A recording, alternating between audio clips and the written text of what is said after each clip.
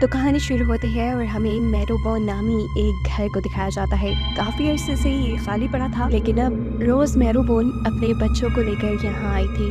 उनके बच्चे काफी डरे सहमे थे, ऐसे जैसे पास्ट में उनके साथ कुछ बुरा हुआ हो। छोटा बच्चा सैम अपनी मॉम से पूछता है, क्या वो यहाँ तो नहीं आ जाएगा? जवाब में उसकी मॉम कहती है, नहीं, वो यहाँ नहीं आ सकता। हम सब यहाँ मिलकर खुश और सेफ रहेंगे। ये सब अब ये गाँव घूमने के लिए निकल जाते हैं, जहाँ इनकी मुलाकात होती है एली नामी एक लड़की से। बातों ही बातों में एली इनकी दोस्त बन चुकी थी। वो उन्हें पूरा गांव घुमाती है और बीच पे भी ले जाती है। इनके दिन अच्छे गुजरने लगे थे, लेकिन फिर बदकिस्मती से रोज की तबीयत खराब रहने लगी। एक दिन उसने जैक को अपने पास बुलाया और उसे कहा, तुम हमेशा अपने बाकी बहन भाइयों का ख्याल रखना, कभी उनसे दूर न रहना। जिसके बाद वो एक लेटर की तरफ इशारा करते हुए मर जाती है। उसकी मौत में जैक यानी उसके बड़े बेटे को हिला के रख दिया। वो अब अपने बहन भाइयों को बुलाता है और अपनी मोम का लिखा हुआ लेटर पढ़ता है, जिसमें उन्होंने लिखा था कि तुम चारों हमेशा एक साथ रहना और जब तक जैक 21 साल का ना हो जाए तब तक मेरे मरने की खबर बाहर नहीं जानी चाहिए, क्योंकि यूएसए में गार्डियन के बगैर कोई भी नहीं रह सकता और गार्डियन की उम्र कभी 21 साल से कम नहीं होती। इस टाइम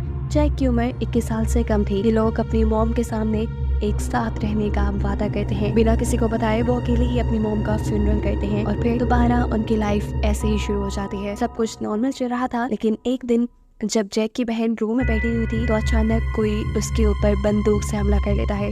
वो तो शुक्र था कि गोली कांच से हमला कर लेता है। वो तो शुक्र था कि गोली कांच से टकरा कर रुक गई, वरना तो वो मर जाती। डर कर वो यहाँ अपने बहन भाइयों को बुलाती है। जैक मुड़कर वहाँ देखता है और सीन यहीं से कट होकर हमें 6 माह बाद का सीन दिखाया जाता है। उनकी जिंदगी दोबारा से नॉर्मल चलने लग गई है, लेकिन जिस आदमी ने उस दिन जैक की बहन पे गोली चलाई थी उसके बारे में कुछ नहीं बताया जाता। जैक का सबसे छोटा भाई यानी सैम अपने ही घर में डरता था। उसे शीशे में खौफनाक चीजें दिखाई देती थी, इसीलिए उसका डर कम करने के लिए इन सब ने मिलकर सभी शीशों को ढक दिया। पता चलता है अपने मॉम के मरने की खबर छुपाने के लिए ये सब लोग अपने घर में छुप कर रहते हैं। जैक सिर्फ जरूरत के वक्त बाहर जाता है। अब किसी को शक न हो कि उनकी मॉम मर गई है, इसीलिए वो अक्सर फार्मेसी से उनकी मेडिसिन भी ले आता था। जिसके बाद हम देखते हैं वो एक लाइब्रेरी में गया है, जहाँ पर एली काम करती है। ये दोनों ही एक दूसरे को बहुत पसंद करने लगे हैं। एली यहाँ जैक को एक बुक भी देती है, क्योंकि वो जानती है उसका छोटा भाई सैम घर पे ही पढ़ता है। खैर जैक यहाँ खुद बुक रीडिंग में मसरूफ हो जाता है और हम देखते हैं कि एली के पास एक लॉयर आया है। ये लॉयर एली को बहुत पसंद करता है, पर एली उसे नहीं। इस लॉयर को यहाँ पर जैक भी देख किया था। वो जैक से कहता है कि आप लोगों ने बोन मैरो हाउस अपने नाम करने की एप्लीकेशन दी थी, उसका प्रोसेस बस कंप्लीट होने वाला है। इस काम के लिए $200 फीस और मुझे आपकी मॉम के कुछ सिग्नेचर चाहिए होंगे, इसलिए कल मैं आपके घर आ जाऊंगा। मॉम के बारे में सुनते ही वो डर गया। सच्चाई ना खुल जाए इस डर से वो लॉयर से कहता है, नहीं, मॉम बीमार है, आप ऐसा करें कि डॉक्यूमेंट्स मुझे ही दे दें, मैं खुद साइन करवा लाऊंगा। पर लॉयर बस ये था कि वो कल को उनके घर जरूर आएगा। घर आकर वो ये सारी परेशानी अपने बाकी बहन भाइयों को बताता है कि कल को लॉयर उनके घर आने वाला है और अगर वो यहाँ आ गया तो रोज के मरने की सच्चाई उसे पता चल जाएगी। साथ ही साथ $200 भी उनके पास नहीं है, जो फीस उन्हें ये घर अपने नाम करवाने के लिए देनी है। ये लोग बहुत परेशान थे कि तभी जैक के दूसरे भाई को आइडिया आता है कि क्यों ना वो अपने सीक्रेट बॉक्स में से पैसे निकाल ले। उनकी ये बात सुनते ही उनकी बहन डर गई। वो कहती है, नहीं, हम वो बॉक्स नहीं खोलेंगे, हो सकता है कि वो बॉक्स कर्स्ड हो, लेकिन अभी इन्हें बहुत जरूरत थी, इसीलिए ये अपने घर के बाहर एक गार के पास से जाके उस बॉक्स को चुरा लाते हैं। खोने पर हैरानी की बात कि उनकी एक्सपेक्टेशन के मुताबिक उसमें पैसे ही थे, जिसमें से इन्होंने $200 उठा भी लिए। इनकी सारी प्रॉब्लम्स हल होने लगी थी।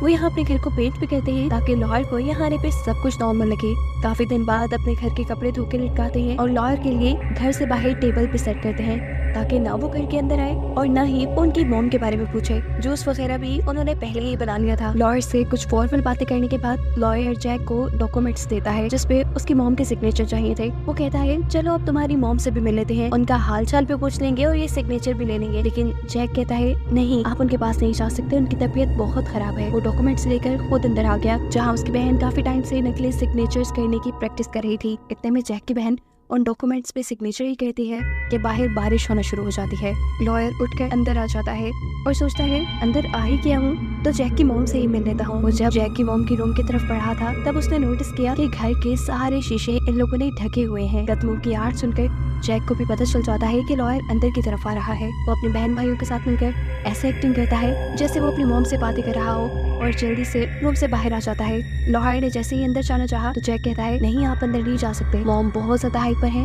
अभी प्लीज खामोश रहें। लॉयर को भी ज्यादा परवाह नहीं थी, उसे तो सिग्नेचर मिल गए थे, पैसे मिल गए थे, जो लेकर वो यहाँ से चला जाता है। इनका प्लान सक्सेसफुल होने पे ये सारे बहन भाई मिलकर आज पार्टी करते हैं और गेम खेलते हैं। गेम खेलते खेलते उनका डाइस वहाँ से दूर जाकर गिर गया, जिसे जब सैम उठाने के लिए जाता है तो उसे पास ही एक और डाइस बड़ा मिलता है। वो जब दूसरा भी डाइस उठाता है तो अचानक उसके सामने मिरर पे लगा कपड़ा गिर गया, जिसमें उसे भूत का शेडो नजर आया। वो जोर जोर से चिल्लाने लगा। जैक और सभी लोग वहाँ पर आ गए। जैक इस टाइम सैम के साथ अपने सभी बहन भाइयों को कहता है कि जाकर टेंट में छुप जाओ। ये टेंट सैम ने अपने खेलने के लिए बनाया था। वो नोटिस करता है कि इस शीशे के ऊपर लगी सीलिंग उनकी टूट रही थी। जहाँ चढ़कर वो सीलिंग के अंदर देखता है तो वहाँ सच में एक भूत था, जिसे देखते ही उसके सर में दर्द हो गया। वो नीचे गिरा और बेहोश हो गया। उसे होश आया तो उसने खुद को भी टेंट के अंदर पाया। उसकी बहन उसे कह रही थी कि हमने वो पैसे लेके बहुत गलत किया। मैं तुमसे कह रही थी ना, हमें वो पैसे नहीं लेने चाहिए। मुझे पता है ये भूत अपने पैसे वापस लेने के लिए आया है। इसीलिए अगले दिन जैक का भाई अपनी छत के ऊपर जाकर चिमनी से वो सारे पैसे सीलिंग में फेंक देता है। सीन कट होकर हम एली को देखते हैं, जो लाइब्रेरी जाने के लिए तैयार हो रही थी। उसे रास्ते में लॉन मिलता है, जो लाइब्रेरी तक जाने के लिए उसे लिफ्ट देता है। रास्ते में वो एली से जैक की फैमिली के बारे में बात कर रहा था कि बहुत अजीब फैमिली है, ना किसी से खुलती मिलती है, ना बात करती है। उसके बहन भाई तो घर से बाहर भी नहीं निकलते और उन्होंने घर के सारे शीशे ढके हुए हैं। मैंने तो सुना है कि उसके डैड सीरियल किलर थे। ये सारी बातें सुनकर एली कहती है हमें इसकी परवाह नहीं होनी चाहिए, ये उनकी लाइफ है और उनका पर्सनल मैटर है। खैर अगले दिन हम देखते हैं कि जैक और एली दोनों ही समुद्र के पास मिले। यहाँ एली जैक से पूछती है कि मैंने सुना है तुम्हारे डैड एक क्रिमिनल थे, एक सीरियल किलर। जो सुनते ही जैक उठ बैठा। वो एली से कहता है उस आदमी की तो बात ही मत करो, कितना टॉर्चर किया उसने हमें, तुम नहीं जानती। एली को लगा कि उसने जैक को डिस्टर्ब कर दिया है, इसीलिए वो जैक को रिलैक्स करती है और दूर खड़ा लॉयर ये सब चीज देखकर बहुत ज्यादा जेलस हो जाता है। हर इस टाइम जैक घर आ जाता है और घर आते ही उसने अपने आप को कमरे में बंद कर लिया। उसका छोटा भाई जो काफी टाइम से अपनी मॉम के रूम में जाना चाहता था, वो मौका पाते ही अपनी मॉम के रूम की कीज चुरा कर उनके रूम में चला गया। वो यहाँ अपनी फैमिली फोटो देखता है और अपनी मॉम की चीजों को हाथ लगाकर उन्हें याद करता है। इसके बाद वो खिड़की से बाहर देखना चाहता था, जिसके लिए वो जैसे ही एक स्टूल के ऊपर चढ़ता है तो वो नीचे गिर जाता है। उसके नीचे गिरते ही यहाँ सामने लगा मिरर के ऊपर से कपड़ा भी नीचे गिर गया। मिरर में वो देखने से डरता था, इसीलिए उसने मिरर का ही कपड़ा अपने ऊपर ओढ़ लिया और जब एक आंख से उसने मिरर में देखा तो उसे अपना आप बहुत बड़ा दिखाई दिया। उसने जोर से चीख मारी और फिर सीन यही से कट हो गया। हम देखते हैं कि अब ये चारों बहन भाई एक साथ बैठे हैं। जैक की बहन उसे बताती है कि सैम मॉम के रूम में गया था, वहाँ जाते ही शीशे पे लगा कपड़ा उतर गया और मुझे लगता है ये सब वो भूत कर रहा है। हमें उस भूत को अंजाम तक पहुंचाना ही होगा। इनकी बातों से हमें पता चला कि जिस भूत की ये लोग इतने टाइम से बात कर रहे थे वो भूत कोई और नहीं बल्कि इनके डैड थे। वो सीरियल किलर अपने ही बच्चों को मारने के लिए इंग्लैंड से यहाँ तक पहुँच गया था, जिसने अपनी बेटी के ऊपर गोली भी चलाई थी। लेकिन उस दिन किस्मत से जैक की बहन बच गई। इन सब लोगों ने फिर अपनी जान बचाने के लिए अपने डैड को पकड़कर सीलिंग में बंद कर दिया। इन्हें लगा कि वो मर गए। जैक की बहन कहती है कि हमें उनका फ्यूनरल कर देना चाहिए, फिर उनका भूत हमें तंग नहीं करेगा। यहाँ सीन कट होकर हमें पता चलता है कि उस लॉयर को न्यूयॉर्क की एक लॉ फर्म से ऑफर आई थी, जिसमें उसे $5000 के बदले उस लॉ फर्म का शेयर होल्डर बना दिया जाता। ये सब तो बहुत अच्छी खबर थी, लेकिन प्रॉब्लम ये कि उसके पास $5000 नहीं थे। इतने पैसे वो कहाँ से लाता? तभी उसकी नजर पड़ती है न्यूज़पेपर पे, जिसमें खबर लिखी थी कि जैक के डैड एक सीरियल किलर जेल से $10,000 लेकर भाग गए हैं। अब था तो वो खुद भी लॉयर। कड़ी से कड़ी मिलाते हुए उन्हें याद आया कि कैसे जैक ने $200 एक साथ उसे कैश दे दिए थे। जरूर जैक के डैड उसके पास ही आए होंगे और उन्हीं में से $200 इसे दिए गए। वो सोचता है कि क्यों ना अगर वो जाकर जैक को ब्लैकमेल करे तो उसे इस आदमी के चुराए $10,000 में से $5,000 मिल सकते हैं। ये सोचते हुए वो जैक के घर आ जाता है और जैक को सारी बात बताते हुए कहता है मैं चाहता हूँ तुम्हारे डैड एक सीरियल किलर है, वो जेल से $10,000 चुरा कर भागे हैं और मुझे ये भी पता है कि वो पैसे तुम्हारे पास है, उसी में से तुमने मुझे $200 दिए थे। मैं ये भी जानता हूँ कि तुमने अपनी मॉम के नकली सिग्नेचर किए हैं। ये सारे मामला अगर बिठाना चाहते हो तो मुझे आसानी से $5,000 दे दो, मैं तुम्हें कुछ नहीं कहूँगा, नहीं तो तुम्हारी सच्चाई मैं सबको बता दूंगा। लेकिन इन सब लोगों ने तो मिलकर पैसों का बॉक्स ऊपर सीलिंग में फेंक दिया था, जिसे लेने के लिए इन्हें सीलिंग में जाना पड़ता। लेकिन वहाँ ये लोग कैसे जाते? वहाँ तो इनके डैड का भूत था। ये लोग एक बहुत बड़ी प्रॉब्लम में आ सकते थे अगर ये उस लॉयर को पैसे न देते। खैर फिलहाल ये सब लोग सोने के लिए चले जाते हैं क्योंकि रात हो गई थी। लेकिन जैक का दूसरा भाई सोता नहीं, वो किसी को भी बताए बगैर अपने घर की छत पे चढ़ जाता है। वो चिमनी से सीलिंग के अंदर जाते हुए वहाँ से पैसे निकालना चाहता था। डरते डरते वही काम कर रहा था। वो एक लाइटर ऑन करता है और वहाँ वो पैसों वाला बॉक्स ढूंढने लगता है। पैसों का बॉक्स मिलने से पहले उसे यहाँ बहुत से मरे हुए जानवर दिखाई देते हैं। ऐसा लग रहा था कि किसी ने स्पेशल इन जानवरों का शिकार करके खाया हो। इन्हीं सब चीजों को देखते हुए उसे पैसों वाला बॉक्स भी मिल गया। उसने जैसे ही इस बॉक्स को उठाया उसे दूर किसी के होने का पता चला। वो जो भी चीज थी उसने अपने सामने रोशनी की और वो अब अपना चेहरा ही दिखाने वाली थी, लेकिन डरते हुए ये लड़का यहाँ से बाहर निकलने के लिए रस्सी के ऊपर चढ़ने लग गया। लेकिन अब उस एंटिटी ने इस लड़के को रोकने के लिए रस्सी को पकड़ लिया। अपनी जान बचाने के लिए वो सारे पैसे भी उसे दे देता है, लेकिन फिर भी जब वो एंटिटी रस्सी नहीं छोड़ती तो मजबूरन उस लड़के को रस्सी काट के अपनी जान बचानी पड़ती है। सीन कट होकर हमें दिखाया जाता है कि जैक बेहोश था। उसे जब होश आया तो उसने देखा कि उसके जिस्म में बहुत ज्यादा दर्द है। साथ ही साथ उसकी छोटी बहन अपने भाई की पट्टी कर रही है। ये लोग बहुत ज्यादा डरे हुए थे। वो जैक से कहते हैं कि हमारे डैड वो मरे नहीं, वो सीलिंग में अभी भी जिंदा है। बारिश का पानी जमा कर करके वो पीते हैं और जानवरों का शिकार कर करके उन्हें खाकर वो वहाँ जिंदा है। अपने डैड का नाम सुनते ही जैक को दौरा पड़ने लगा था। जैक की छोटी बहन घबरा गई थी कि अब वो क्या करे। उसके दोनों भाइयों की हालत खराब थी। उसके पास कोई चारा नहीं था सिवाय इसके कि वो एली को सारी सच्चाई बता देती और अब एली से मदद मांगती। वो एक फ्लाइट के जरिए अगले दिन एली को मिलने के लिए साहिल पे बुलाती है। एली जब वहाँ आई तो उसे वहाँ कोई नहीं मिला सिवाय एक डायरी के। इस डायरी पर लिखा था, ये हमारी कहानी है। इस किताब से उसे पता चलता है कि पहले जैक और उसकी पूरी फैमिली इंग्लैंड में रहते थे, जहाँ उनके डैड ने उन्हें बहुत टॉर्चर किया। वो एक साइको थे और सीरियल किलर बन गए। वो अपने बच्चों को भी मारना चाहते थे, जिनकी जान बचाने के लिए उनकी मॉम रोज उन्हें अपने इस पुराने मेंशन में ले आई।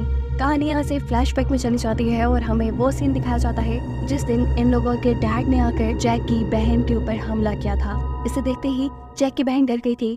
उसने यहाँ जैक को बुलाया। जैक भी अपने डैड को देखते ही डर गया, लेकिन उसके ऊपर जिम्मेदारी थी अपने बहन भाइयों की, जिन तीनों को वो यहाँ सीलिंग में छुप जाने को कहता है और खुद अकेले अपने डैड से निपटने के लिए जाता है। असल में जैक की मॉम अपने हस्बैंड के चुराए पैसे भी यहाँ ले आई थी ताकि उनके बच्चों का फ्यूचर सिक्योर रहे।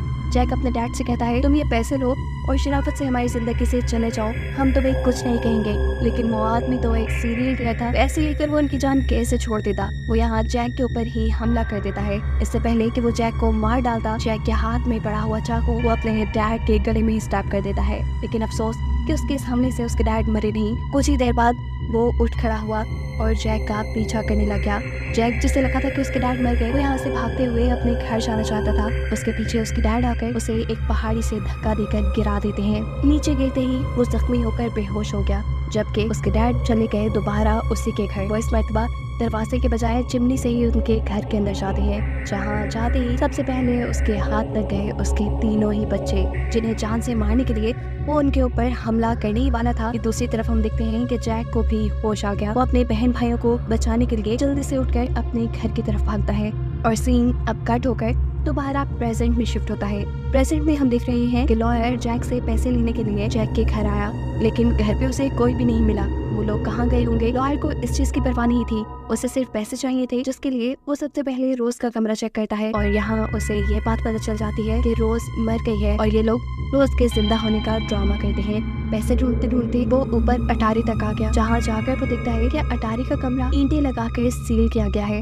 वो समझ गया कि जरूर इन्होंने पैसे यहीं रखे होंगे। वो हथौड़ी से इस अटारी को तोड़ देता है और अंदर हम 3 लोगों की लाशें देखते हैं। ये 3 लोग कोई और नहीं बल्कि जैक के तीनों बहन भाई थे। और यहाँ कहानी में सबसे बड़ा ट्विस्ट ये रिवील हुआ कि उस दिन जब इनके डैड इस अटारी में आए तो उन्होंने आते ही अपने तीनों बच्चों को मार डाला था। ये देखते ही लॉयर भी शॉक था। कहानी दोबारा फ्लैशबैक में जाती है और हम देखते हैं कि जैक को भी ये बात मालूम थी कि उसके डैड ने उसके तीनों बहन भाइयों को मार दिया। वो ये भी बात जानता था कि उसके डैड अभी भी ऊपर है और इसका इंतजार कर रहे हैं, इसीलिए वो अटारी का कमरा ही सील कर देता है। उसने अपने बहन भाइयों को निकाल कर उनका फ्यूनरल इसलिए नहीं किया क्योंकि वो अपने बहन भाइयों के साथ जीना चाहता था, उनकी यादों के साथ जीना चाहता था। इस सब में से उसे मल्टी पर्सनैलिटी डिसऑर्डर हो चुका था, जिसकी वजह से वो कभी खुद ही अपनी बहन बन जाता, कभी अपना दूसरा भाई तो कभी सैम। उसने घर के सारे मिरर भी इसीलिए ढक दिए थे ताकि उसका ये इल्यूजन न टूटे। वो अगर शीशे में देखता तो उसे पता चल जाता कि असल में वो जैक ही है। आसान लफ्जों में उसने ये बात अपने माइंड में बिठा ली थी कि अभी तक उसके बहन भाई जिंदा है। अभी जैक के डैड के निकलने का एक दूसरा रास्ता चिमनी भी था, उसे भी जैक ने बंद किया हुआ था। अब सीन कट होकर हम एली को देखते हैं जो ये सारी बुक पढ़ रही है। इसमें असल में जैक ने अपनी कहानी लिखकर एली को बता दी। ये सारी कहानी पढ़ते ही वो जैक के घर जाती है जहाँ वो देखती है कि जैक अब अपनी बहन की तरह बातें कर रहा था। उसे जैक के घर से कुछ और आवाजें भी आई। चेक करने पे उसे पता चला कि लॉयर उनके घर पे है, जिसे चेक करने के लिए वो ऊपर अटारी तक पहुंच जाती है और वहाँ का मंजर देख के वो भी शॉक थी। वहाँ 3 लाशें पड़ी हुई थी जो कि जैक के बहन भाइयों की थी और चौथा लॉयर भी जिंदगी मौत से लड़ रहा था। उसके अंदर जाते ही अटारी का दरवाजा बंद हो जाता है और उसे यहाँ दिखता है जिंदा जैक के डैड, जो एक सीरियल किलर है जो उसे भी मारने के लिए उसके ऊपर हमला कर देते हैं। एली जोर से चिल्लाकर जैक को बुलाती है। वो उससे मदद मांग रही थी लेकिन जैक अटारी में आने से डरता था। जैक बेशक अटारी में आने से डरता है लेकिन उसका भाई नहीं। उसे यहाँ एलोरियन होता है और वो अपने आप को अपना छोटा भाई बिल समझ लेता है। एली ये बात समझ गई कि जैक इस टाइम अपने आप को अपने दूसरे भाई की तरह इमेजिन कर रहा है, इसीलिए वो कहती है बिल मेरी मदद करो। और बिल यहाँ उसकी मदद करने के लिए अपने ही डैड पे हमला करके उसे मार देता है, जिससे एली की जान बच जाती है। यहीं से सीन कट होकर हमें काफी सालों बाद का सीन दिखाया जाता है। अब हमें पता चला कि एली ने जैक से शादी कर ली थी। वो उसके साथ रहती थी और साथ ही साथ उसका इलाज करवा रही थी। डॉक्टर यहाँ एली को जैक के लिए कुछ मेडिसिन लिख कर देते हैं और एली को मशवरा देते हैं कि तुम उस पागल आदमी को छोड़कर चली जाओ, पर एली ऐसा नहीं करती। कुछ ही देर में हमें ये भी हकीकत मालूम होती है कि डॉक्टर ने जितने भी मेडिसिन दी, एली वो मेडिसिन आज तक जैक को नहीं देती, क्योंकि वो जैक के इल्यूजन्स, उसकी इमेजिनेशंस को खत्म नहीं करना चाहती, जिसमें उसके बहन भाई हैं। जैसे जैक खुश है वो वैसे ही उसके साथ रहना चाहती है, क्योंकि उसे बहुत प्यार है जैक से। और इन दोनों को आखिर में एक साथ दिखाते हुए ये मूवी यहाँ खत्म हो जाती है।